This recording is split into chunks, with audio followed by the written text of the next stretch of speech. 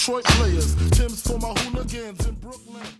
Welcome to the ForRealSportsFans.com podcast. I'm your host, Shannon. I'm joined by Ray, Randy, and Kevin. Today we'll be discussing the AFC and NFC championships. So guys, let's get it started. Okay, well, I'm looking at Baltimore with Ray Lewis having a great story. You know what I mean? Basically, trying to retire and go on top and leaving the game, winning the Super Bowl. But he's going against that nemesis, man, Tom Brady, man. It seems like this rematch of last year at AFC Championship. So, you know what I mean? Everybody know each other well. So this is going to be a tough one, man. But I really want Ray Lewis to go ahead and pull it out. But it's going to be very, very tough. But it's like, what a story, though, if you really look at it. If he go ahead and beat Peyton Manning, and now this week Tom Brady, man, the man deserves to go ahead and get another ring, man. Just finish it up like that, man. Only one way to do it. That's doing it big right there. What y'all think? I think it all comes down to Joe Flacco. And what Miles putting all your money on Flacco, I don't know. I don't know if he can pull it off. I would sure like to see him do it, but my heart says I would like to see the Ravens, but my gut is telling me the Patriots.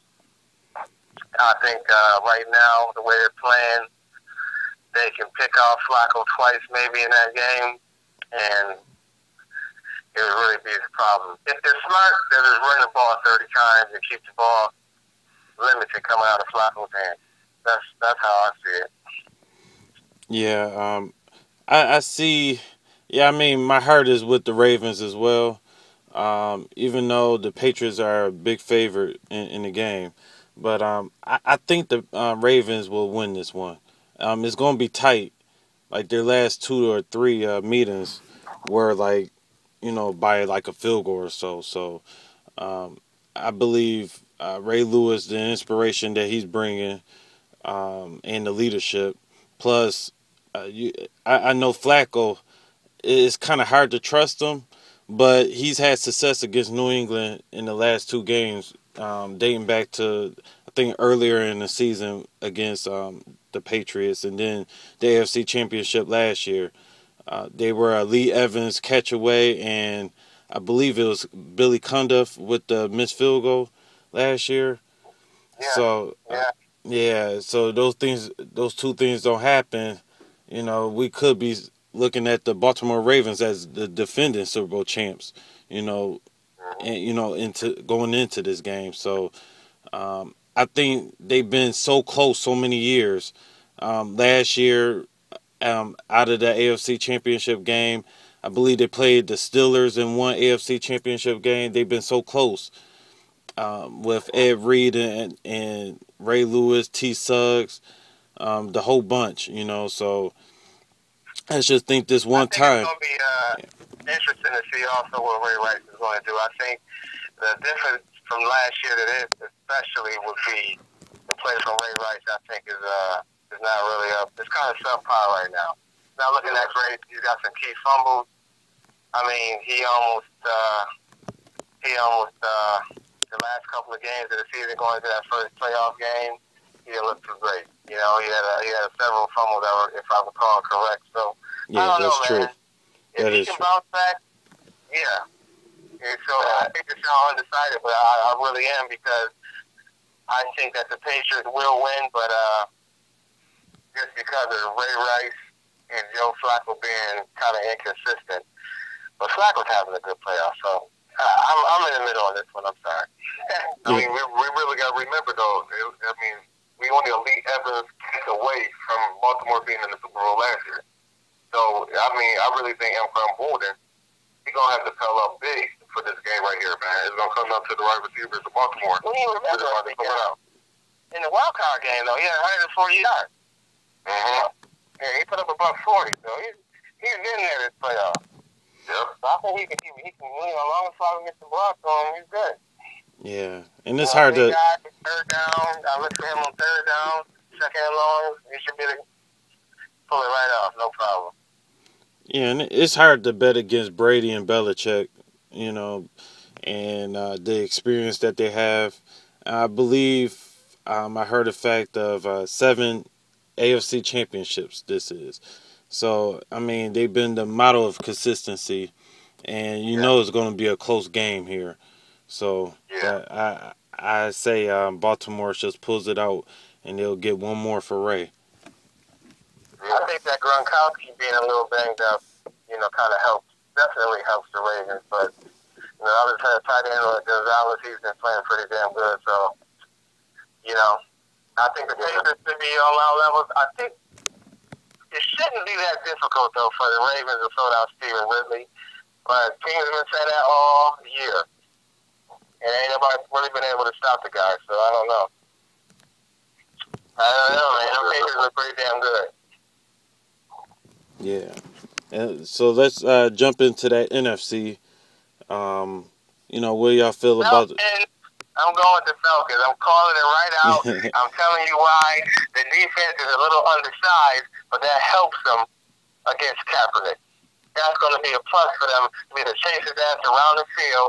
And the fact that even though they get squashed and set up to look pretty bad when they play against Cam Newton, the fact that they play against him twice each season is going to help them with being a little bit more familiar with a tall, passing, on-the-run quarterback who can break it off and then just run on a 50-yard run on you because Cam has done that before, maybe at 181, but he's come close. So they're familiar with seeing that kind of a player. So if I'm the coach, but Cam don't give them problems every year, though. The same tricks.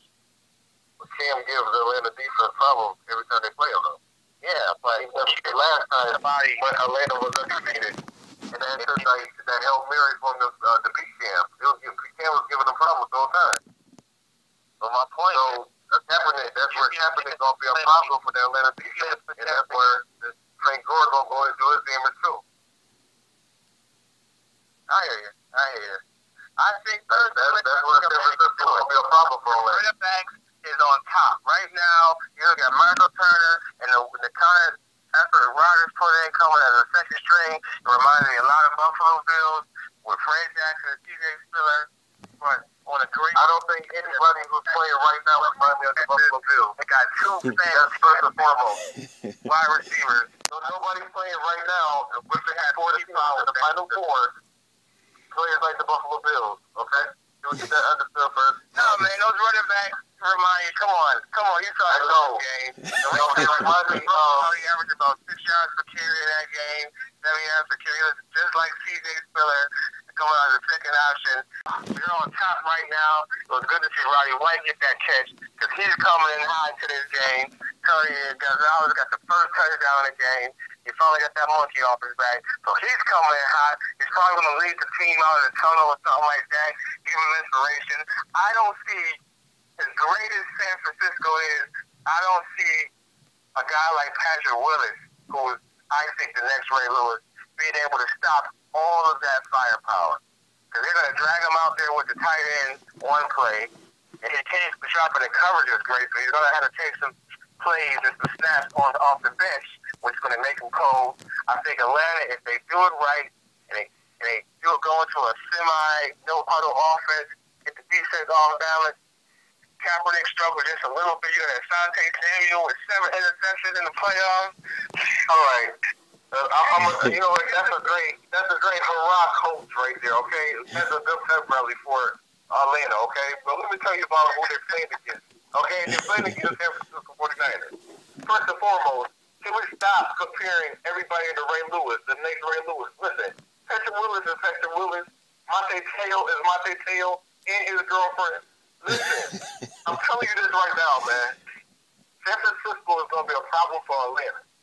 Atlanta been having problems all season long, regardless if they was undefeated or not. They were struggling.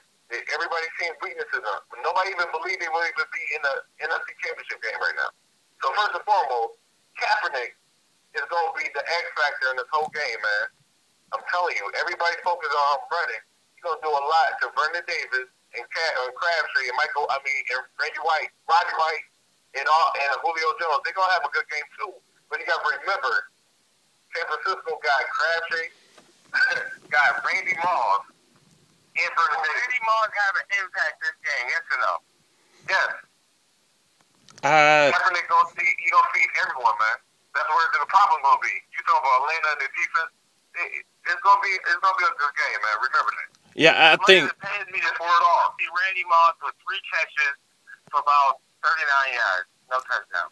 Yeah, I think Randy Moss. I can imagine him doing. It better be in the San Francisco victory, though, man. It don't matter. Even if he got 40 yards. If it's all first down, at least he did that, though. That wasn't bad. That's it. 3 first downs, 3 catches.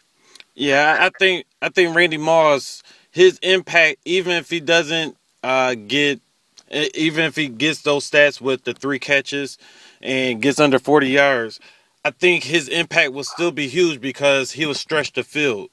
And I think he's the X factor, though. yeah, He's the X factor because you got to put Samuel on Crabtree the way he's been playing. Mm-hmm. Yeah.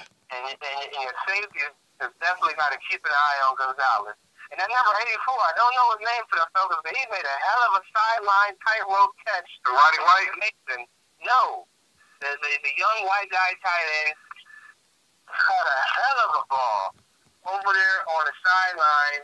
Yeah, it wasn't Roddy White. It was another tight end. I don't know. Maybe 86. Oh, you're right. Roddy White is 84. So there's this other guy. He's a rookie.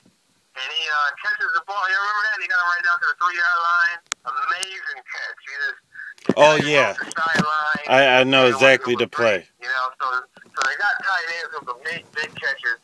One of them, being Tony Gonzalez, of course, best ever, ever do it. And he can run and break guys after the catch. So whoever got Randy Moss is going to have to go it alone on a lot of plays, I think. That's what I'm getting at. So he could be the X factor. He breaks out and has good for some nice chunks, touchdown in there. That's when they could get nervous. But I think that he and Gore kind of go hand in hand because if Gore can have a big game and the play action open up, then Randy Moss definitely should start eating them up right there. That's what I said. Them boys gonna be a problem, man. Yeah, and that. Atlanta's got too much going. Yeah. Matt Ryan, I think that this game, if they played, the fact that they fell asleep, I think it helps them. I think San Francisco must put pressure on Matt Ryan. Matty Ice got to get 49er fan, a whole lot of heat on him. 49er coach. If you're a coach of that team, if you're a fan of that team, that's the worst possible game that your opponent in the Atlanta Falcons can play the week before they play you. A higher ball game if you're up by 20 points. So a game that they had in the bag, and they let them come back, and they had to have a dogfight to wind up still winning the game that they had easily handled in the first quarter. That's the worst type of game because now they've got all the film, they've got all of the excuses, they got a storyline in John Abraham, which is big. But if I recall, that's the only major injury he sustained in that long, hard-fought game. And I think that's, I don't know. I think that because it's the best type of a practice before a game is big. I don't think that they'll have a bigger game this whole season. And that's if they coach them right and they play right, that game there would be tougher than the NFC Championship or the Super Bowl for them. I would pick them to win the Super Bowl. If they win this game, they should not have a problem beating Tom Brady or beating anybody in that Super Bowl because they overcame a deficit. What was his final score? 41-38, something crazy. Yeah. I mean, they did it. And that's exactly how many points Tom Brady's going to score. You know? Yeah. And you got Asante Samuel over there who knows his tendencies. That's looking real good. That's a real good matchup. Yeah, it's going to be. Yeah, I mean. That's a great matchup, but we are never going to see that. Not this year. They'll absolutely demolish and dismantle Joe Flacco. I think that offense will look anemic against the Falcons, personally. Maybe I'm wrong, but I just don't see much more than 20-something yards total offense against the Falcons. The Falcons are going to put up so many points that's going to cause them to just drop back and pass it. And I don't know, man. If you get the Matty Ice, man, you can pull him down. You got to get to him. I think those boys, they can get to him. But again, we ain't going to never see that matchup either. Not this season. Yeah, it's going. We're going to just sit back and watch this hardball Super Bowl happen. Yeah, it's going to be the hardball Super Bowl. That's basically what it's going to be. Yeah, I'm with Rand on this one. Because I think San Fran, the X factor is going to be Vernon Davis. Because Zach Miller tore the Falcons defense up all in the middle. Russell Wilson was looking for him in the middle all day long last week.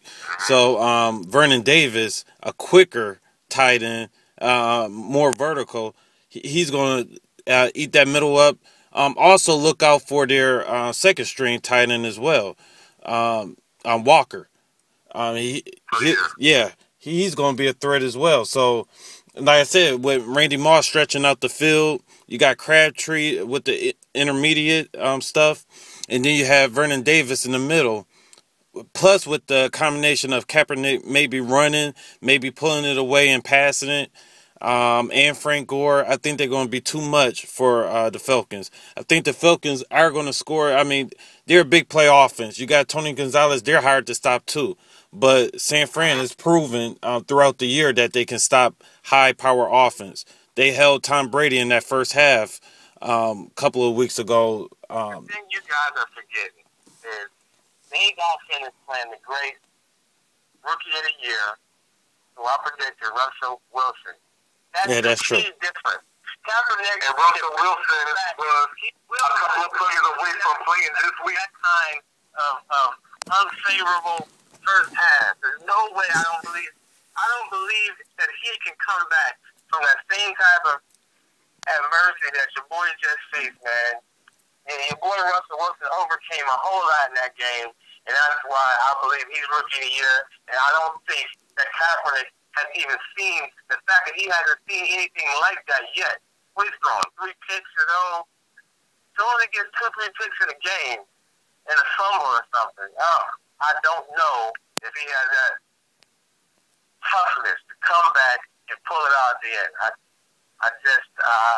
Him being at the first time it ever happened to him at the NFC Championship, I don't think he's going to pull it off only because of that. Man, the guy has nothing but first. Every time he steps on the field, he's the first one to rush for 181. He does it like every game. Every time he stepped in since Alex Smith was gone. He's been doing it every time, man. And now it's his first NFC championship. I see the kid rising to the occasion, man, taking it where RG3, Russell Wilson, and everyone else couldn't do. I mean, that's just what it is. Those are facts, man. The kids just keep on doing it. He did it last week, and he's going to continue this week. And also, I mean, you got to remember, Russell Wilson, like I said, Russell Wilson is your rookie pick. And you did say that. You called it out. But I'm telling you, you got to remember, he was a couple of plays away from playing this week. Against that same Atlanta team you talk about that gave that 20-point lead and had them come back.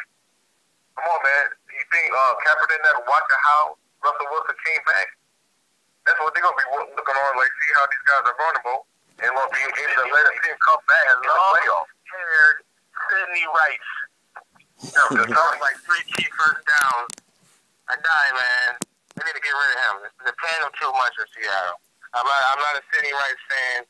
I saw on 2 occasions it was 3rd and long and hit him both in the stomach and he dropped them both over the first down marker. I mean, don't get me started on that.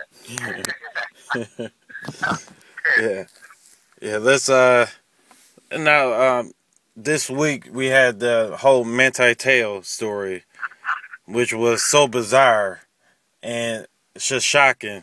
What do y'all think about that whole situation? I think that's crazy. I know he's lying because he says he fell in love with a Twitter account. He's just the love of his life with a Twitter account. Yeah, man. I think 2 men. The story is he talks on the phone with 2 men a couple of times. How many minutes in total? So how many minutes in total did you have to hear this woman's voice that you can't tell it apart from 2 different guys imitating it, first of all? And second of all, we know it. That it's a possibility, a strong possibility. He's lying so he can get favor, he can get some love, or he can win that damn Heisman. Anything to put that icing on the cake. Oh, I lost my grandmother, which is true. Oh, I lost my girlfriend 5 minutes later. Come on, man. The fact that do we know if his grandmother really died, though? That's what I want to know. Yes, all right. They got it confirmed? Okay, yeah, that's all I want to know. That's confirmed. And so, he comes out with this, and then all of these guys are from Hawaii and all of that, and he played all the way in Notre Dame. So you tell me that, nobody else would think of cracking a joke on this guy anywhere else. Like, he's got people, he's on the cover of every magazine and all of that. You think he's going to fall in love with some girl over Twitter that's an account? And he can't go out and girlfriend off the street? Come on, man. We wouldn't be true. Talking about this whole situation if it wasn't this situation, man. For real. It's a big, it's just to put the whole eye on Manti Te'o right now, so we can talk about a girlfriend that never existed, man. And the worst thing is, it's in the top. Now someone's mentioning drugs. She was kicked to death for a drug dealer. I wouldn't be surprised if they're trying to give out some damn time over this shit. I'm sick of the way the sports are like trying to make everything like it's real life. I mean, that's not even a concern for anybody. Who cares, dude? I think that he should be. I think if I was a team, there's no way I would come down to. Can he still play football? Well, no, I would not draft him. Can he play football? Can he play football? Is he the best linebacker in the draft? In the college, they got him. Listen, Mel Kiper got the man projected at number 8. Going to the Buffalo Bills. That linebacker. So you telling me, if I'm the Buffalo Bills, I'm not going to pick him because of him having a fake girlfriend that never existed? No, I'm not going to pick him because in the biggest game of his life, he came up beyond short. He didn't even do that. But does that result? Girlfriend, he was nowhere to be found when the game started.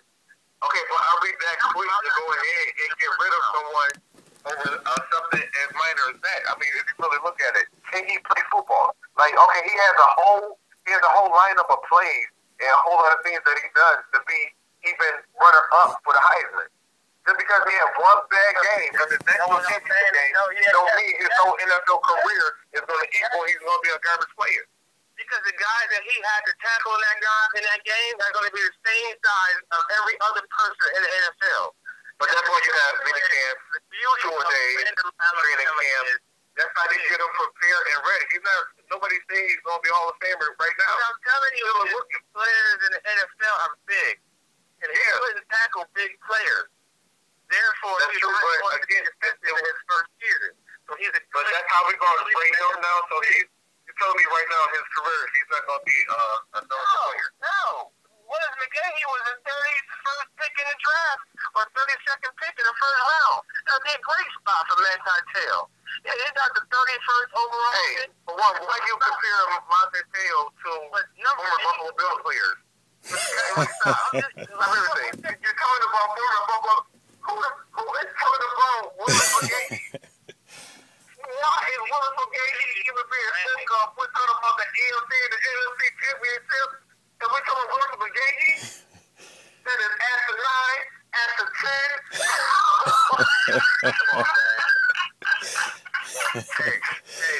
What number projection does he have? What's his projected number in the draft again, Ray? He's at 8. But they say he might go to Buffalo. Ray right now, Ray. What was his projection from Mel Kiper Jr.? What was it?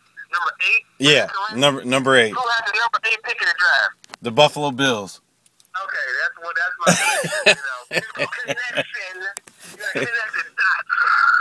It's X's and O's, man. But right now, man, you might not pick him because he had a big girlfriend, man. Pick him. If there's a team down there from the 28th pick on, but you're the Buffalo Bills, man. I will pick his girlfriend right now. If I'm the Buffalo Bills, I'm looking for whatever shit you want. Listen, man. That's why. Hey, if I was the Buffalo Bills, man, I'd be looking for his girlfriend right now. They need to Google his girlfriend and sign her today, right now. I don't see him in Te'o, right there. Okay, I don't see any kind of impact in his first season. Yeah, because I can see it both ways. I mean, he's had a great. I mean, he was the runner-up in the Heisman, and so that kind of shows you at middle linebacker, he was the heart of that defense. So, in one end, he's this great player, but then he disappeared in the national championship against an SEC team in Alabama that are filled with NFL pros, they're like a pro style team, you know, and he didn't match up very well against them. So I'm not really sure right now. Maybe if he's in the right system, maybe with the Bills or in a 4-3, or I'm not sure if he'll go to a 3-4 team or what have you. But you know, I don't know if he got exposed. He may have gotten exposed in that national championship game. So only time will tell. Ryan Bosworth to describe a draft pick coming out of middle linebacker. You know, that's not a good comparison. I don't think everyone got it wrong. I don't think that his career is going to be sour. He shouldn't be a top 10 pick based on that, because for the Buffalo Bills, for example, and most teams down in that area who are in need of defense, they need an immediate impact with a top 10 pick. That's all I'm saying. If you got top 28 on down, that's another story.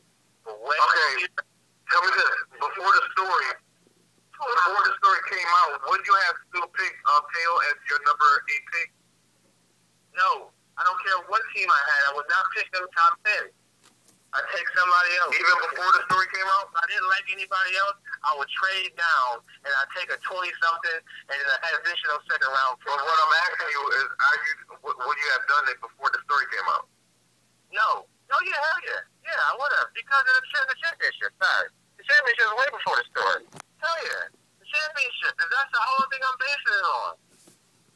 It's such a big, you got to pay this guy, what is he going to get? $35 guaranteed $1 million? Well, you're telling me from week 1 to week 17 in the NFL, he's going to play like the championship game? That's what you think you're going to have on the field? I think he's going to be getting some of his first snaps, the 12th and week 14 and stuff like that, and week 16. He's going to be getting some of his very first snaps by that time. That's I think the guy is going to be bad, because he's going to be a starter from day 1 and be a Pro Bowler, man. The weight, I don't think. His arms are too skinny. I don't see him. He looks like a safety. He looks like the same size as Brian Scott, or he's a little bit bigger than Ed Reed. Ray Lewis didn't look like Ray Lewis until he became Ray Lewis for real, man. He wasn't projected to be like the BC is, and the man he is. With the linebacker, everybody look up to linebackers now. I think if you're smart, you gamble, and maybe if you're a good gambler, you get them in the late teens.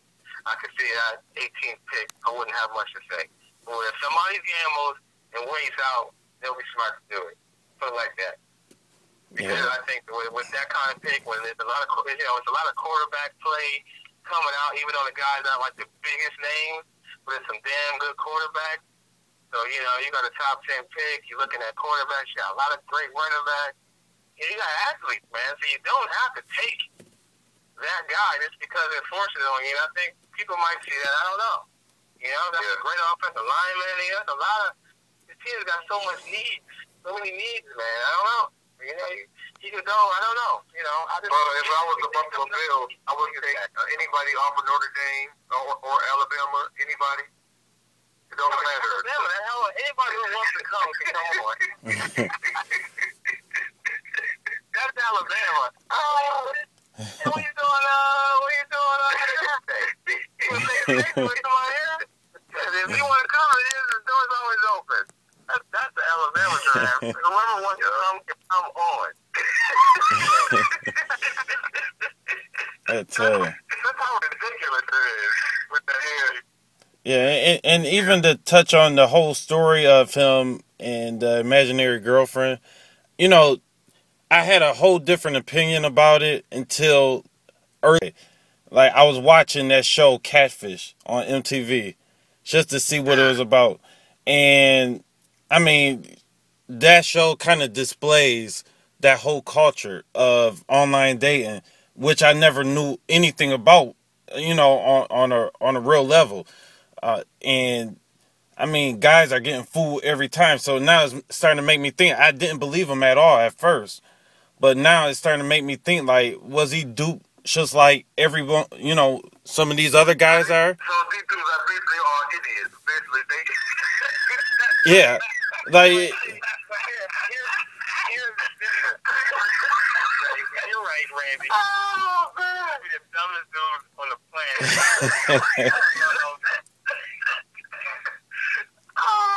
planet. want to just tell that for all the people out there. Okay, if you're catfishing, wherever you want to scuba dive, you are an idiot. Okay, you don't need to talk about imaginary people. Hey, play a video game or something, man. Do some push-ups. Do something, man. Yeah. Stop it. Yeah, I mean, it is crazy, especially. The love of my life. Yeah, and he's a middle linebacker for Notre Dame. Also, I have to question his character. I'm sorry. That's a few draft kicks and by. Yeah. Yep. That's so true. Oh, man. My grandmother passed away in Vegas. I love it. Yeah. 6 months later. And that's why I think you had to clarify it. Yeah, it's the love of his life, and he never met her. We own the cover of everything. They're talking about you 2-3 hours every day on every news outlet. You'll have women climbing into your dorm room window, hanging out. Just literally hanging out, fighting to get in there to see you. Fighting to get to the bus before and after the game when you travel. Fighting to get to your hotel lobby. These women are breaking their neck to get to know you. And then you got the international vibe. So he's got all types of flavors. And you ask this guy, what's his favorite ice cream?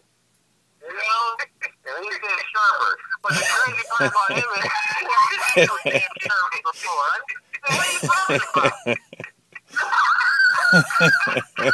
never had sherbet? No, but it's my favorite ice cream. You right down there. You get drafted way down there because I'm not messing with you.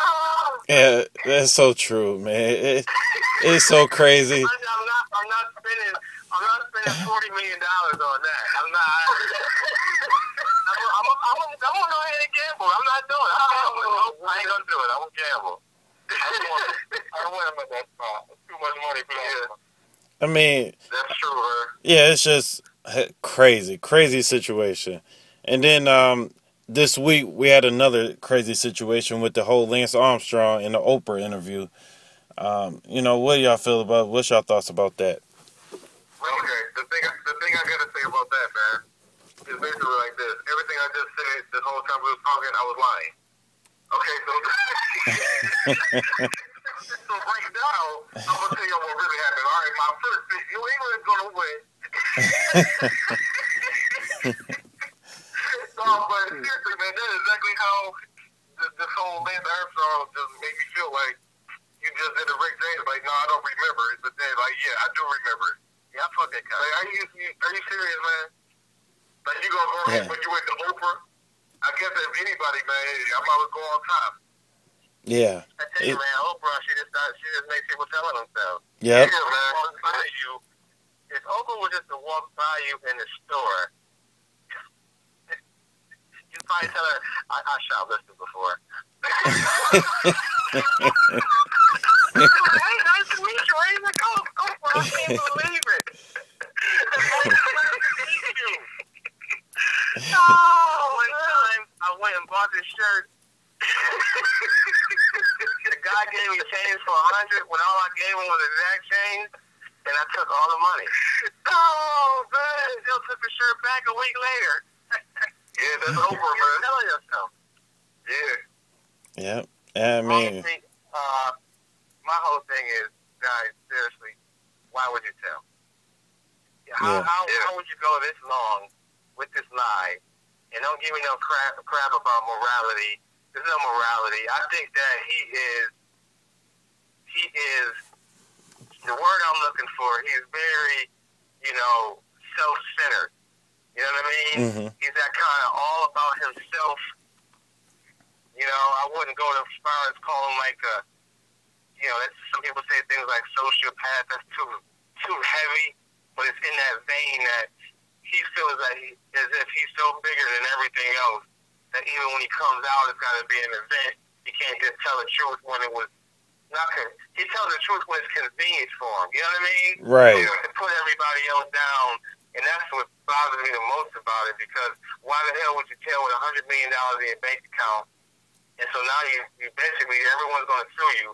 And I know you're not just going to give them the money back. You're going to fight to keep the money that they gave you to perpetuate this lie. Yeah. And that's the part where it was the way he was fighting money back. And that's a whole nother kind of a story. Mm-hmm. But he's Jones is sitting in jail for that. Right. You know? And if I said, he was in the Olympics. He was in the Tour de France. They were in everything. He did every damn event they have when it comes to bicycling. I bet you he's not even going to face any type of jail time. He told because you know why? Never you. No, because he went ahead. He got the story too going with him because he had cancer. So he was being cancer, and that's where he fooled a whole lot of people. He was using that in the midst of him going here and doping. You feel me? So that just made it like the biggest difference to me in between the way that sports is being treated right now, and I got to speak out on it. I'm getting a little sick of it because certain people can go out and make all of this cash and behave the exact same way or worse than somebody else, but they don't make this double what this person made. They made, 20 times. He's probably made in his career 20 times what somebody like Te'o made. What Te'o ever used? You know what I mean? Like, the whole damn sport was calling for his head during his 5th, 6th, and 7th Tour de France. People got to remember that. The whole sport was calling out foul on him, and he would still compete. Come on, man. And he made just as much money then as he did when he won his first 5 or whatever, even more. I'm not crazy about it. Yeah, I mean... Marion Jones, they make nothing. As soon as she starts getting recognition, she starts to fade out just a little bit. Boom, they bring it up, and then throw her ass in jail. She loses all her endorsements. I still had a couple years left on them. What's the difference? Yeah, there's no difference. There's no difference. And the one thing I didn't like about the whole interview with in his whole personality is that, like they always say, America is we're a second chance. We give second chances to everyone. And that's fine. But the way he apologized, he kind of like buffered it by saying, well, I'm a fighter and my mom is a fighter. I was taught to be a fighter. And, and that's why he was fighting. And that's why he lied for so long. And that's no excuse. What he did was wrong, and he got people given to his organization. And it's a great organization for his, trying to cure cancer and giving for cancer research. But to be in a dirty way like that, it's just, Also this, they haven't even announced what would happen with any other athlete, especially the kind of people we just mentioned, if they were in the same boat. Not to interrupt you, Ray. Oh, no. Just to stop you right there and think about, you have a foundation. What immediately happened in the so-and-so SEC Foundation Police, they launch an investigation and they make it very public. Not to say he was guilty, but they say that so-and-so is launching this investigation to make sure that the money he received went exactly where he said it was. Because since you lied on that, and your lies was promoted your foundation, you know what I mean? Mm-hmm. That's why you got so many donations, but I'm waiting to see that also. I would be interested to see if that never happened. And that's also I don't know. What's the word we talk? Favoritism. Oh, yeah. Yeah. Yeah, and, and I have one more topic. I know it's kind of off the cuff a little bit, but about this whole minority and the whole Rooney Rule and no minority, or let's just call it what it is, no black coaches were hired this time around, and it hasn't been hired since Mike Tomlin, actually. You know what? I got something to say about it. I call it a travesty, wasn't he? I call it a travesty for one. For first and foremost, they shouldn't even have no rule where you have to interview a black coach just because you're a black coach. I think you need to interview every qualified person in the kind of coach that you want for your franchise. Plain and simple. It shouldn't be no Rooney Rule. I mean, it's almost like a thank you, but no thank you. Because I understand the gesture. They want to give every minority a chance, at least, to have a chance to go ahead and coach in the NFL, which I feel is great. But at the same time, why should you have it when you should off the jump have a winning record like just say Lovie Smith, 10-6 this year. Their team didn't make the playoff, but they were 10-6 in the NFL, and he got fired. And then in 2005, he took this team to the Super Bowl. But he get fired. But Andy Reid had his job in Philadelphia for how many years? 15 years? Like, seriously. Look at North. Like, you know what I mean? Like, North Carolina, I mean, the list goes on and on because you know why? Because there's not any other black people I could go off because there's only a handful. But there's 32 teams, and you're telling me you can't, I mean, majority, like, what is it? 75-80% of the league is black? Like, come on, man. How can you dispute the rule? You gotta have it because without the rule, it wouldn't be nothing. Like, I'm not disagreeing with it. What I'm saying is, yeah, I get the love and hate probably without the rule. But what I'm saying is, look at what happened. I mean, the thing that's happening is they just bringing them in just to fulfill a rule. I don't want to be brought in for a rule. I want a chance to actually get the job. I don't want, I mean, come on, man. If I'm qualified, opportunity for the job. I don't want to be qualified under, this is what they had to do. Nah, but see, I don't look at it that way because it's just an interview. You can't call affirmative action on it. If somebody says you gotta interview a black guy, I mean, that's basically what the Rooney Rule is, though. That's what the Rooney Rule is. Any kind of way about it, they're saying you just gotta interview somebody. You don't have to give them the damn job. There's no favoritism there. They're saying, hey, man, broaden your search. I have no issue with that. If I'm the guy sitting in that chair in those shoes and you give me a shot a la Mike Tomlin, I'm going there and I'm going to seize the day. You made the mistake of talking to me. It's over. I can kill an interview. That's how I look at it. They made that mistake to bring me in. I'm about to embarrass freaking. I don't care who it is. If Mike Tyson coming in here, I mean, that sounds good, but we talk about the facts, though, man. How many other coaches are actually getting the job, though, man? That's the problem. That's what we talk about. You gotta outshine them. But how we don't know if they're not doing that. We don't know why these guys are not being hired. We're not in the interview process. We don't see that. Look at somebody. They do a reality show doing that. I would like to see that reality show. I love Smith, and I say the fact that you got somebody like the Buffalo Bills who didn't even interview him. I think that's blatant. That's just blatant bullshit. You know, I'm just calling it like I said. For you to go ahead and even be interested in talking to somebody like the Notre Dame head coach, you know, I forget his name, but for Philadelphia to even interview him. Yeah, Brian Kelly. It's a complete waste of time. You know what I mean? So you can have it both ways, but you can't have it both ways. You can't have these damn first-year coaches in college just leaving with the #1 damn draftee, signee enrollment class supposedly coming in. They're ranked #1. You know, you got somebody like Chip Kelly.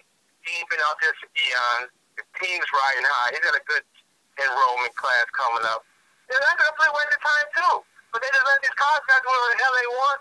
Yeah, hell yeah, man. You're supposed to go ahead and interview a black dude, and it's a damn shame that nobody got hired. If 80% of your workforce is from a certain kind of background, doesn't it seem odd if the people in charge is from a completely different planet almost?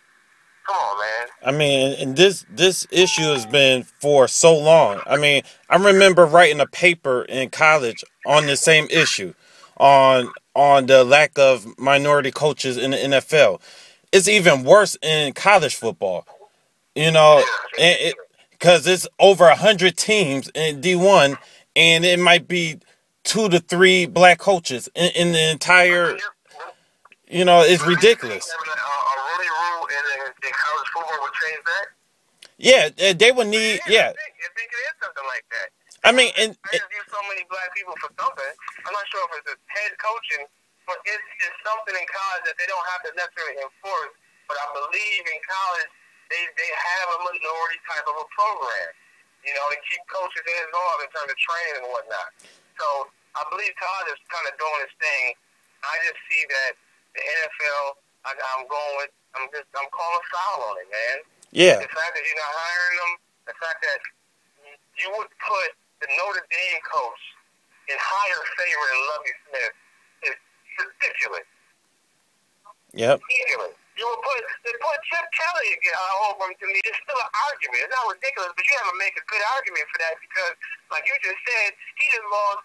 The last the last 3 years in Chicago, he's lost all kinds of people to injury. Yeah, I mean he didn't even have Brian Urlacher for half of the season basically because he was injured. They still went 10-6, and it came down to the last game of the season, and they won, but they didn't make the playoffs. I mean, and has been playing like hot trash, especially 2 years ago, last year or so, man. Yep. He had some bad, awful games. I don't care how bad your offensive line is. You're just making fumbles and throwing the ball in the wrong place. But yeah. On Lovey. They blame Lovey for that. Yeah, for the offense in which he is a defensive mind, and their defense has been stellar ever since he's been the head coach. Everyone forgets that they were 7-1 midway through the season this year. 7-1. Right. And then Cutler went down. And then they lost a couple of games. They don't make the playoffs. It's like, wow. I mean, it's just... Every week, you know what I mean? Everything to change for you. And I can understand going into a new direction and you don't want Lovie Smith, anymore. But for him not to get another job, and like you said, Andy Reid, he walks right into the Kansas City job with no problem, Even Rob Ryan made a mockery of it, though, too. He even said he could get the job in 5 minutes. Right. Lovey's still waiting. And I think it might be a microcosm of America itself, and not to get too deep into it, but I mean, that's why affirmative action is needed in America, in the regular workforce, and it's just a microcosm because if you don't have these laws or you don't have these rules in place, then a minority person won't get the opportunity to even prove themselves. So don't pick up some who went 25 and 25. That's a good coach for Syracuse. Right. And the argument is, before he got there, before he'd shown up, they had only won 8 games in like the past 3 seasons. Well, in 4 years, he won 17 more games. I mean, it's proven. significant, but is it that big of a deal? Is that such a huge story? Would you make a movie about that? No. That's not even Moneyball. Like, big deal. He wasn't even that great and successful at recruiting his own talent from the Tri-State area, I mean, but getting a guy like Lovie Smith, he's a guy that's basically overqualified to be the Bills coach in the first place. Exactly. Overqualified. He already went to a Super Bowl. You know what I mean? Did they even interview him? They didn't even call him in, did they? He called them. He called Buffalo, though. He called them. He had a conference. He contacted them. Great guys, those guys, that's an absolute joke. It's a joke to the point where I don't give a damn what Doug Marrone does. It was a gamble. So even if it goes okay, it's full of crap because we got a great running back, we got a great receiver, we got a nice offensive line right now. Back Darius Bird. We got a couple of players that all you gotta do is get a good, honest draft. Hey, you know what? I'm also going to talk about the Dallas Cowboys there, okay? I'm talking about Tony Romo, Dez Bryant, Miles Austin, Jason Witten. Next season is going to be so special. Monty Kissick. Let's talk about the Cowboys. Let's look at Jason Garrett. Let's talk about that. Wasn't that copyright? Wasn't that copy? He's fired our coach. So how does Jason Garrett not take more of that load? How do you get rid of a defensive coordinator? Is that what happened? Yeah. Did y'all get rid of the defensive coordinator? And we got Monty Kissick now. Yes. Why wouldn't you just get rid of Jason Garrett? Yeah, I mean, we're changing to a 4-3 defense. I have to say, I understand what you're saying. Offensively, what did you guys do? right. I have to say, I mean, and I'm a Cowboy fan. You're not getting rid of the players. They're just the coach. Who cares? Yep. And being a Cowboys fan. Being a Cowboys fan, this is hard to admit, but, Jason Garrett's been there for 6 years. And you still have the same mistakes. He's a blue-collar guy. You come you get Tony Romo on board for throwing less passes and playing more smash mouth, but it could work in Dallas. I'm just saying. Yeah, absolutely true. Yeah, I mean, you've been there 6 years, and you see the same mistakes on offense, and it seems like, Jason Garrett is not being accountable in this situation. I don't know if it's Jerry Jones just giving him a break each and every time. He is giving him a break. Because it seems like it always falls on the defensive guy. At first it was Wade Phillips. Now, it's Rob Ryan, even though he had half of his defense on injured reserve. So Go through 2 middle linebackers in a couple of weeks, man, with Sean Lee and Bruce Carter. yeah, Come on, man. you lose them. Jay Ratliff plays only a couple of games, it seems. You go down the list. Yeah, Scandrick.